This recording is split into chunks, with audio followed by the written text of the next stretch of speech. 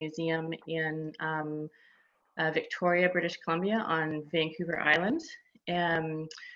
We have a number of other members of the current committee also online. Libby Elwood, who works at the Natural History Museum of the Los Angeles County Museum, is currently the chair and unfortunately not able to sign on. So hopefully we will hear from her in a couple of minutes. Andy Bentley, who is Friendly Face you've been seeing already and has been trying to move us along with the technology here, is from the University of Kansas. Talia Kareem, I think, is also online. She's from the University of Colorado. Austin Mass from the Florida State University, I think he's here. I'm not sure if I've seen Gil come on yet, but hopefully he's here also, and Gil represents iDig Bio. So just a very quick introduction. We, as a group, came together, Libby called us together late last year in response to some interest from members to bring together a group within SPNHC that can address the report that was released about this time last year, a little earlier, which was a global assessment on biodiversity and ecosystem services. This was an international report, as you likely know, that estimated the percentage of threatened species in different taxonomic groups around the world.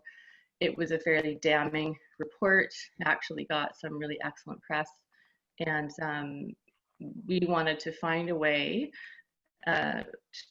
we got together to find a way to respond as SPNHC and more broadly as collections, natural history collections, professional working groups. So our charge from the SPNHC executive was essentially to consider what, if anything, SPNHC should do to raise the profile of collections in mitigating biodiversity loss, both scientific and public awareness aspects, and to make recommendations for activities that could accomplish this. So we are at sort of the very beginning of this committee and looking forward to your participation. We're looking for a direction, and that direction will help us to propose strategies to help collections highlight their own efforts in this area, and to propose short and long-term goals for the involvement on this topic, if warranted. So we didn't assume that we knew what direction this community and the broader collections community thought was appropriate for SPNHC. So we started in January. Let me go to the next slide here. We started in January by trying to listen to the community, the broader community, on this subject. And we started with a survey that was fairly broadly distributed. You'll see from the quick results that I'll present in a sec here that there are clearly some groups that we missed, and we still need to find out what their opinions are. But we certainly canvassed the SPNHC membership. We also sent out the link to participate in the survey to taxon specific groups, to ecology and evolution societies, and to conservation societies. So that's been completed, and we're working on a more in-depth analysis of that over the summer. We had hoped to hold a 2020 conference town hall during this SPNHC and ICOM natural history meeting, but have decided to postpone that for a number of reasons to late summer. So we'll reconvene to do that fairly soon. And just so you know, this committee and the sessions has an accompanying document, and you'll see that link down there.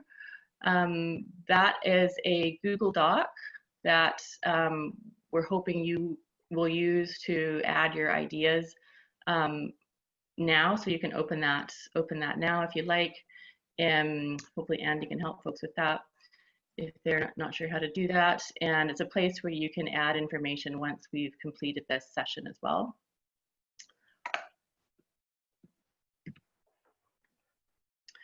So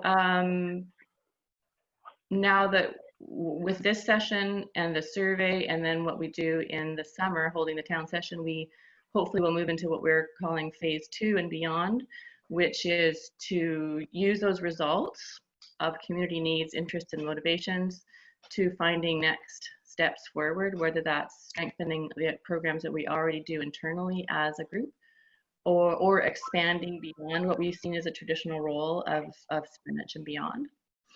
If you're directly involved in conservation activities on the ground, if you're a practitioner from government or otherwise, we'd really like to hear from you. We're looking to increase, especially in our leadership, people with that kind of experience. So I'll give you just a quick peek, and then we'll move on to more of a just a listening session. So just a couple minutes more here on this this presentation. Then we'd like to hear from you. So just a quick summary of what we got from the survey. So there were 301 respondents. We thought that was a fairly good take for the first time round. 45% of those were SPNHC members. So that was great that we had, more than 50% of the people who replied had not. They may have been users of NH Call, but they weren't actually members yet. So it was good to capture them. When we asked what country people worked and lived in, there was very high representation from North America, which isn't surprising, but a fairly strong showing from Europe. And then other parts of the world, you'll see there that were represented, very small amounts. So we clearly have some work to do to increase the voices, the diversity of voices that we're hearing on this subject, especially because issues in other parts of the world will be quite different potentially than they are in North America. When we asked what type of institution people worked in, they said by and large in a university or a museum or an institution that is both a university and a museum. Very small participation so far from government agencies, and while it's great to have university and museum responses here, I think that we have some more work to do to try to capture people who actually work in and are users of our data for doing things like ranking, so people that work within the NatureServe system, for example. And here's a short summary of the results that we got from the survey. What I'm presenting is the top 5 priorities of the 10 options that were presented to people. I've also summarized the full results of all 10 options in the Google Doc, which you can see that there. This just gives us a sense of where the strongest sort of pulse and signal was. Significantly, I thought there was 69% of people who were asked whether the status quo was okay, that we should just do nothing. 69% said, no, that's not okay, we need to do something. So that's really clear that we need, I think, some action going forward. So the top response was that we should develop initiatives to ensure critical data is available to conservation practitioners. 68% of people said that, which was great. That's strengthening what we already do. Second highest priority was to advocate publicly for legislative and policy change to support biodiversity conservation at 55%. I think that's not what we do necessarily really strongly, so that's interesting. Third, to develop outreach programs to raise public awareness and encourage personal action at 41. 4, participate in international conservation bodies such as the IUCN at 38%.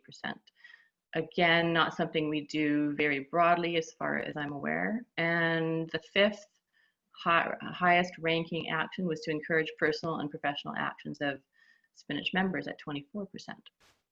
So that just gives you a very quick idea of what we've heard so far. I'm going to stop there and perhaps ask Andy or Libby if she's actually, if anybody else would like to follow through on this discussion part. And thank you very much.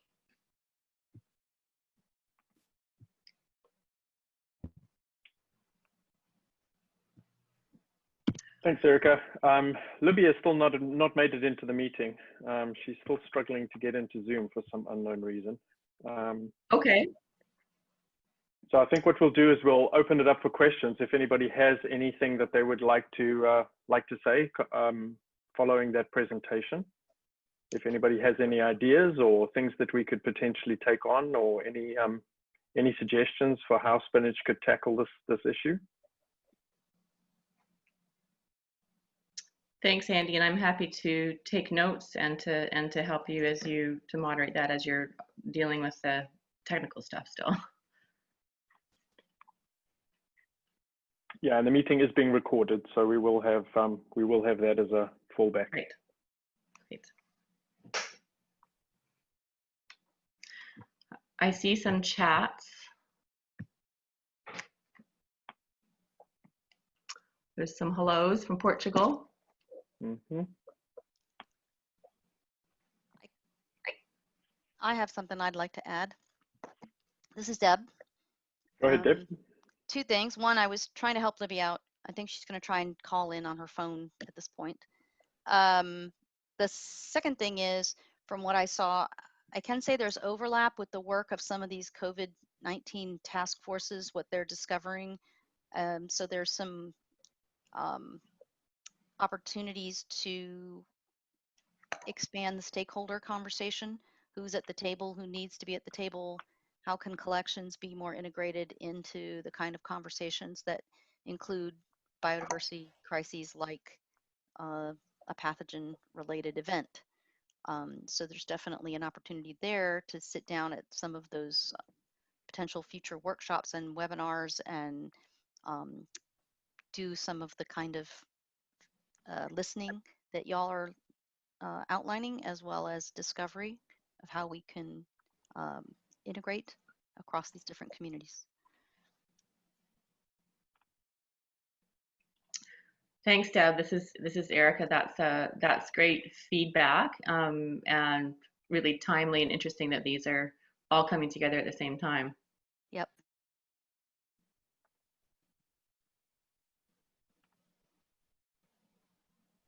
Anybody else?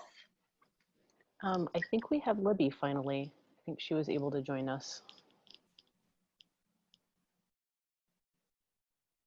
I'm on my phone. Hello, everybody. So a little bit limited with what I'm able to do here, but good morning. Good morning.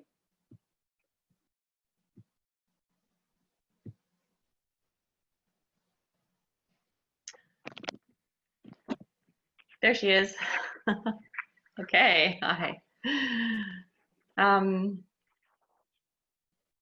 Libby, I'll pass it over to you. I don't know how strict we are with our timing. It looks like we've got 9 minutes in terms of what's actually scheduled. There is a half-hour break after that, so we should be okay if we run a little long. Okay.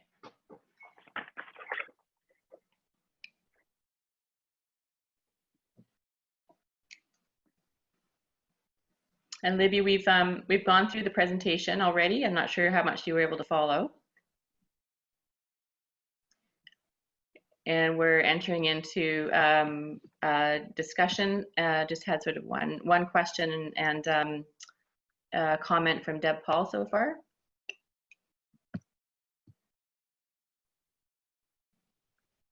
So have we lost her? No, that sounds great. Thanks. Yeah.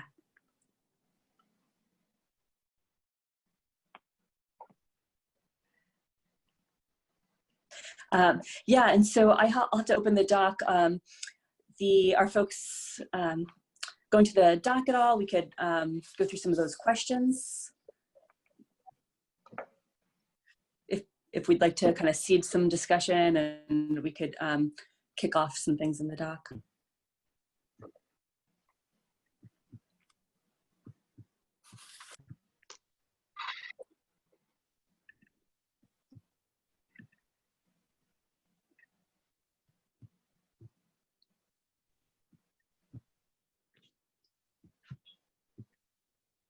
Erica, did you maybe want to share that document again, if you can get there?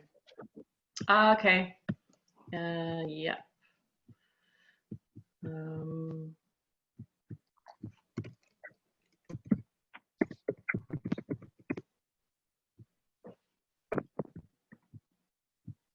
One sec here.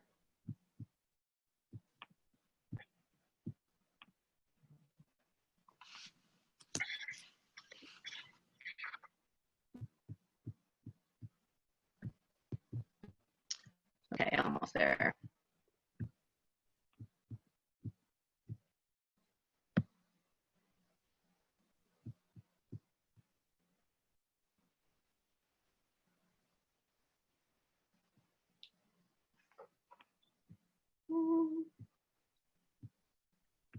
While we're waiting for Erica to get that up, does anybody have any perspectives from other parts of the world besides the US? Any issues that are specific to your part of the world that we may need to be aware of, or initiatives that are happening in your part of the world that may assist this committee?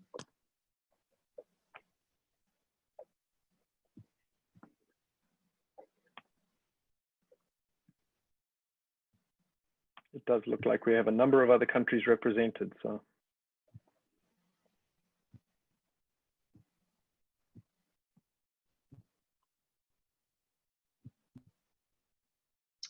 What are you seeing there, Andy? Yep, I see your screen. Okay, and do you see the doc? Yep. Okay.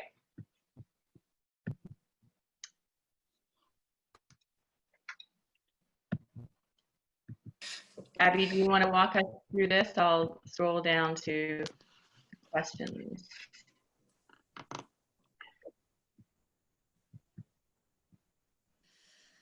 Oh, great. So it looks like we're getting lots of names in there. Excellent.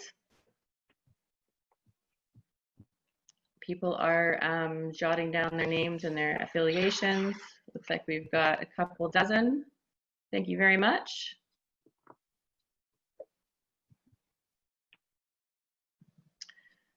And that's what I'm seeing so far, is people filling in their names as being interested in continuing. Very excellent diversity, as Andy was suggesting, from Finland, South Africa, Brazil, Russia. Lovely.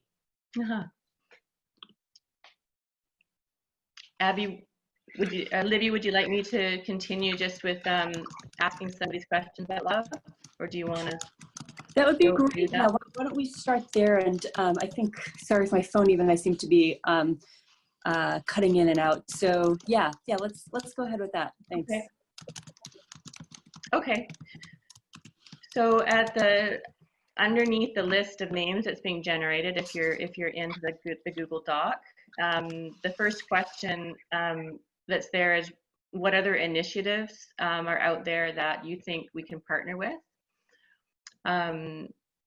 So for instance, where is the work already being done that we can just facilitate and support and participate in? So Deb Paul, who came on and commented a minute ago, had a great idea about us partnering closely with the COVID-19 international strategies that are being developed, having to do with natural history collections and pathogens globally. So please go ahead and fill in any information in the Google Doc where you know of initiatives that we can just become a part of and to help raise the awareness of that. In addition, if anybody would like to speak up at this point, I'll stop talking for a sec if there's some ideas out there that you want to speak to.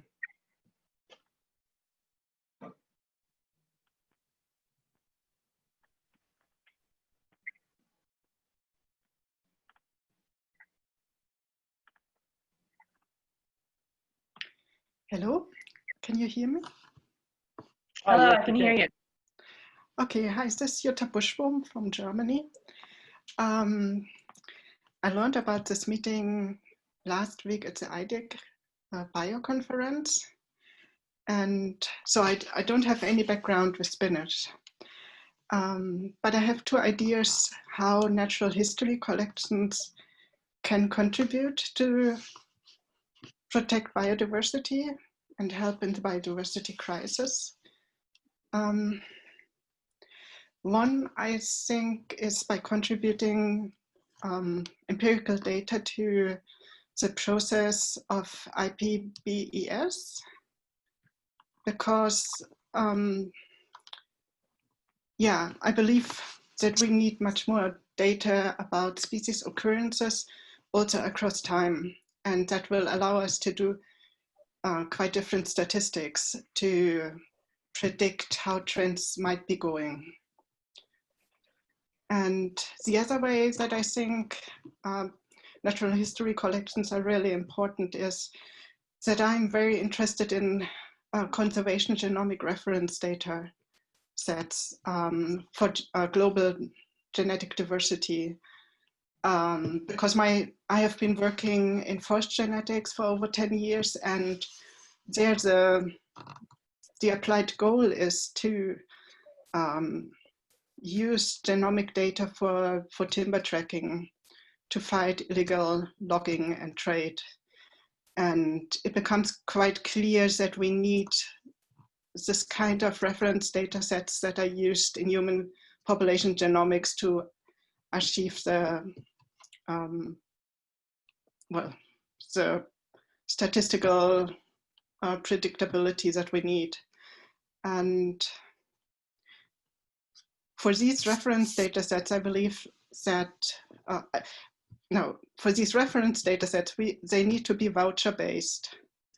And that's where I think natural history collections will be really important to host these vouchers and to enable a chain of custody. So that were the 2 points that I wanted to add.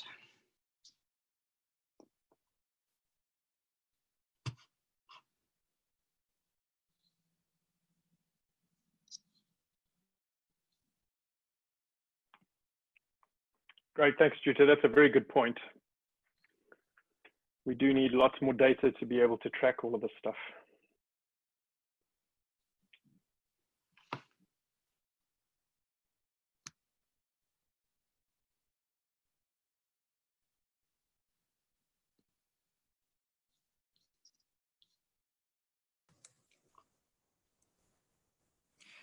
I could say something from South Africa. Hi, I'm Helen James, and I work at the Albany Museum in Grahamstown.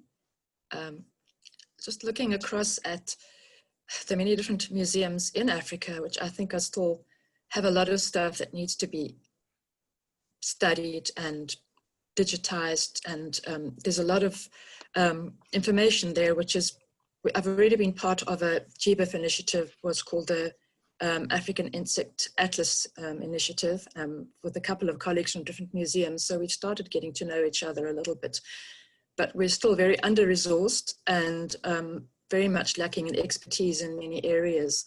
So I think that support of African museums could be rather an important aspect. You know, we're very underrepresented on your list of participants. I don't know if you've got anyone from anywhere other than South Africa actually participating. I don't think so, no. Okay.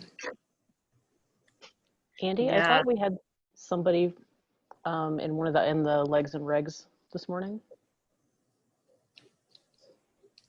Yeah, we did. We had a couple of South Africans in the Legs and Regs meeting this morning. But I thought we had at least one other African country represented. I can't find your list now. I'd be interested to know actually, but yeah, just out of curiosity, just in case I do know them or don't, because I'm also trying to basically network with all the museums in sub-Saharan Africa anyway. You know, that's enough. But we have a reasonable network of people wanting to actually move forward with museums. I've got particularly strong contacts in Kenya, I don't know really much about museums in West Africa, except that they're apparently trying to start one in Nigeria. And I was talking to a colleague about that recently. Yeah, the only person we had in our legs and regs meeting was somebody from Botswana, which is very Okay, I close do to know you. someone. Okay, yeah, I know someone in Botswana, so maybe I know that person, maybe not, who knows. Yeah. Anyway, I just thought I would just have a, bring that thought to the meeting. But one thing that we would love to have is some international representation on this committee. There's obviously a lot of international initiatives that are ongoing that we may not be privy to. So it would be good to have somebody, from the international community, or more than one person from the international community who would be willing to join this committee and be active in sort of bringing those to our attention, so that we can try and make this a sort of worldwide community effort.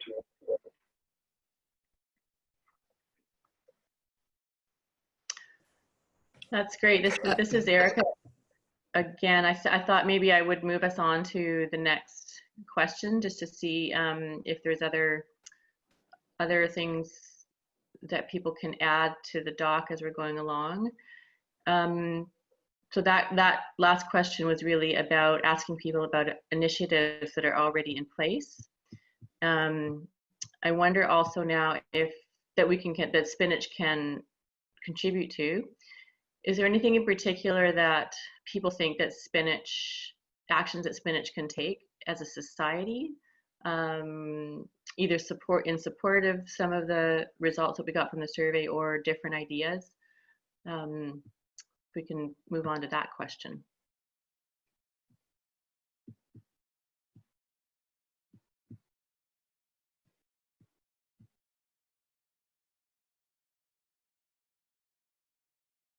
Is there anybody who'd like to speak directly to that? So there is a question in the chat from Jim Young. He says, has there been any consideration to maintaining a list of historic close tours whose specimens routinely fail to produce sequences due to their preservation techniques?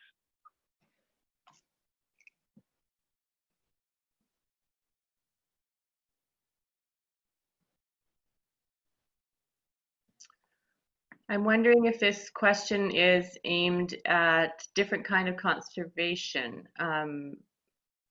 Is that possible, that this question is directed at? And I just realized that message was sent privately to only me. Okay. Both types of conservation are excellent, and what we're talking about here is conservation of species and biodiversity, but excellent question otherwise.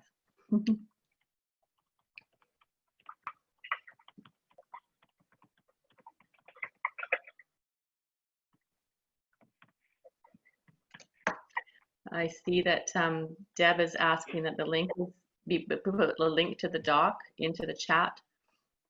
Are you able to do that, Andy? Sure, should be able to. That's something I can do here. I have it right here.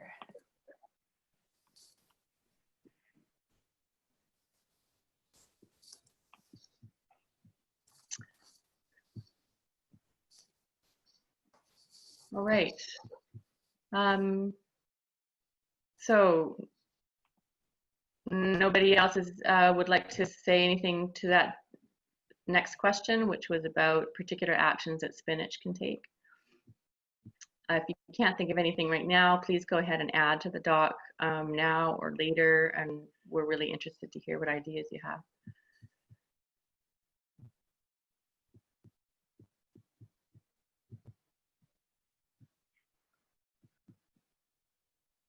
And I guess the only other question that we have in here is actions that SPNHC members as individuals can take.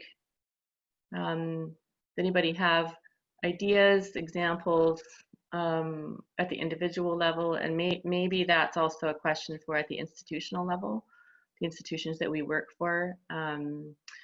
The survey did ask people to respond to whether their institutions participate in conservation directly. We haven't managed to get through a lot of that data because a lot of it was sort of free text, so we have to do a bit of parsing out of information first.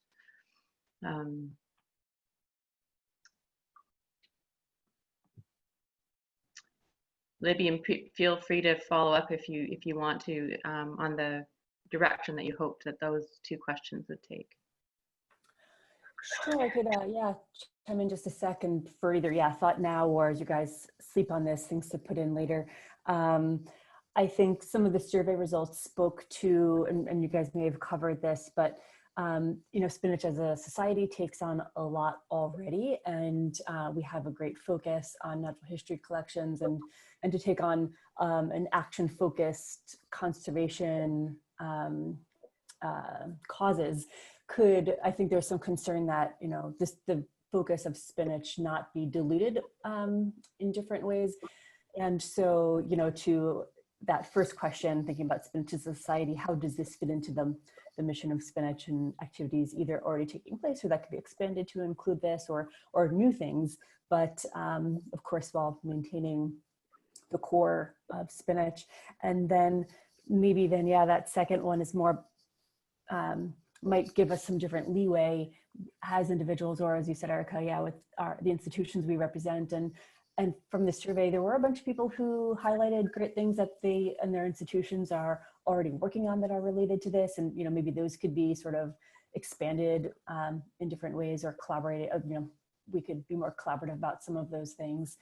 I think that those were kind of some of the thoughts behind those questions and some of the comments that we've gotten already. And maybe some folks here have their thoughts already represented in the survey, but if there were new directions for us to discuss or think about, yeah, I think that was those questions, yeah.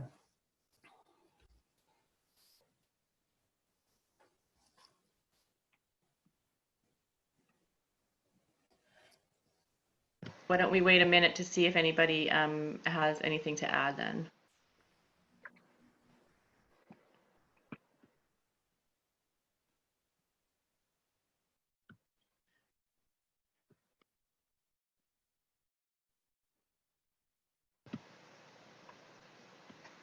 Okay, doesn't sound like it. Libby, it sounds like you're fairly well connected now. Why don't you, if you don't mind, lead us into wrap up, or take us in whatever direction you think we should go from here. Sure. Here we go. I'll even connect my video. And thank you so much for carrying on with this. My apologies, that connection was such an issue for me this morning. Yeah, from here, so this doc that we are all in right now will live on for a while, indefinitely. So do please feel free to contribute to it.